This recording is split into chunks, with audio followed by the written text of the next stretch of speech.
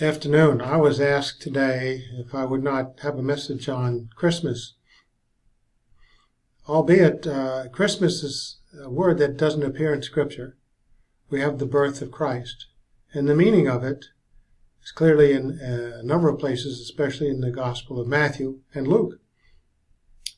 Thing that comes to note more on the spirit of giving in Christmas is the one gift of Jesus Christ for humanity, his propitiation for sins, for not only those who believe in him, but for the sins of all mankind, 1 John 2:2. Interestingly enough, the wise men, we don't know how many there were, who came to visit Jesus a period of time after he was born, and they visited him in the house. They gave him gold, frankincense, and myrrh.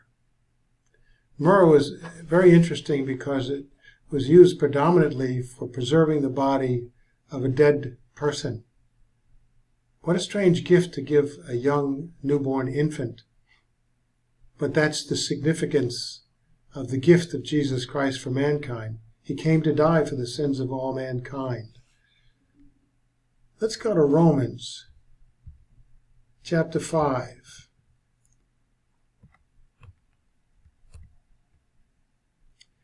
Take a look at this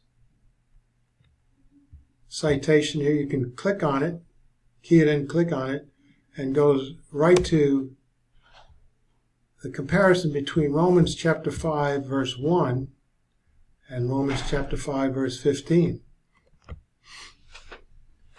Therefore, having been justified by faith, we have peace with God through our Lord Jesus Christ.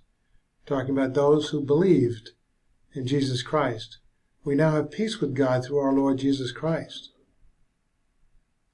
And it describes in verse 15, but not as the trespass, which speaks of Adam's sin in the garden, so also is the free gift. For if by the trespass of the one the many died, all mankind, much more did the grace of God and the gift by the grace of the one man, Jesus Christ, abound unto the many. We're speaking of the spirit of giving during a period of time in Christmas with his one-time gift for all mankind's sins in view. We've lost sight of this. Let us renew to the memory of his gift. For God so loved the world that he gave his one and only Son, that whoever believes in him, whoever is the believing one, meaning in a moment's time, should never perish, but have, present tense, possession, the moment of believing, everlasting life. That you can look forward to, young or old.